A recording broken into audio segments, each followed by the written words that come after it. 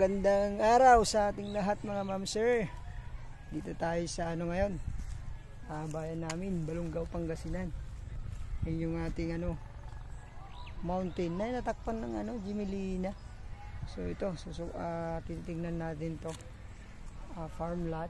Pwede siya sa gulay, palay muna, tapos gulay, mais pag second crop. Pero ngayon hindi po siya natamnan. So matagal na daw pong dinatatamnan to dahil ibibenta na rin daw to. So ito, property natin, may isang fish pan. Isang hektarya bro? Isang hektarya?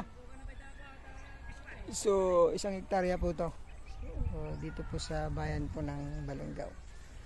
Ayan, tingnan po natin, baka magustuhan nyo to. Lapit po ng school, lapit po ng barangay hall.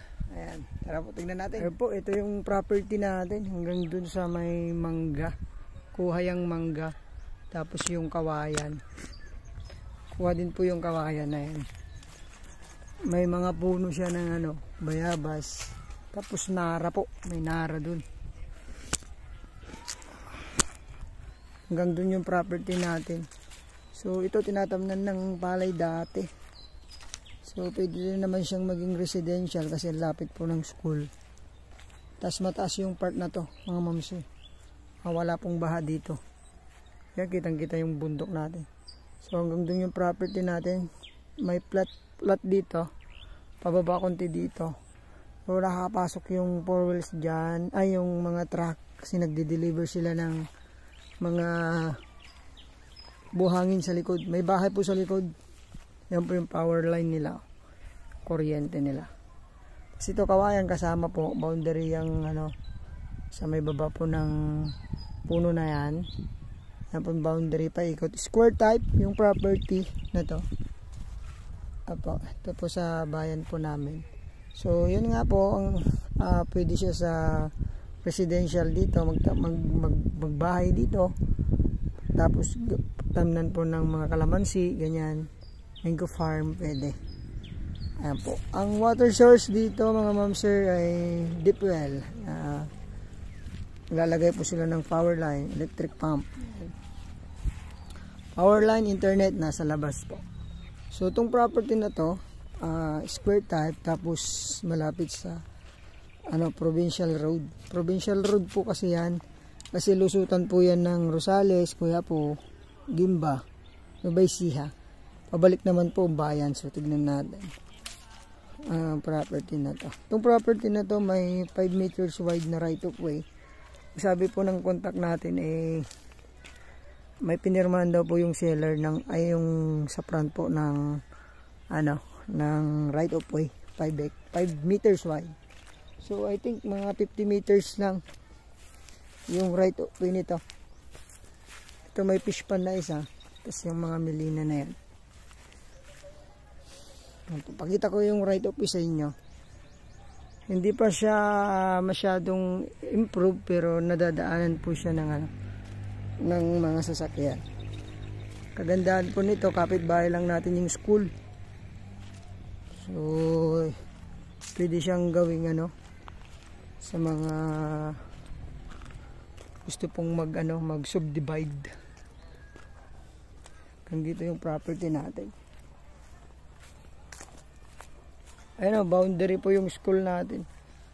Yung lang, yung bakod lang.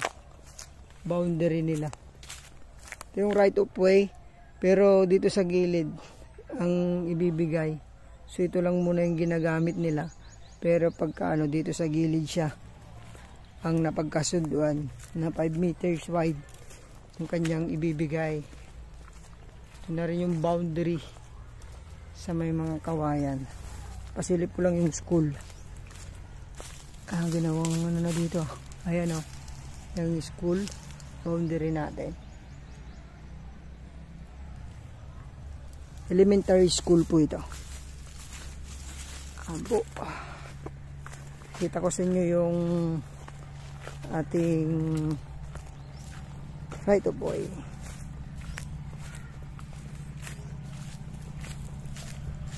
Siship natin ito sa drone mga ma'am sir. Ito pinapasukan po ng natin, ang mga nagdi-deliver po ng truck dyan.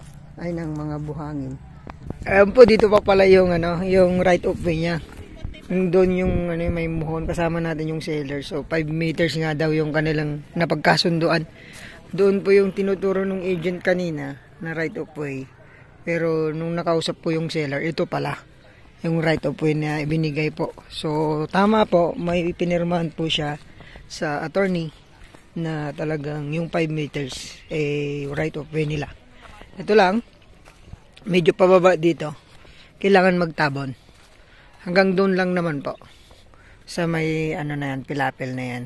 Kasi yung property, yun sa may mga kawayan na yan, banda rito.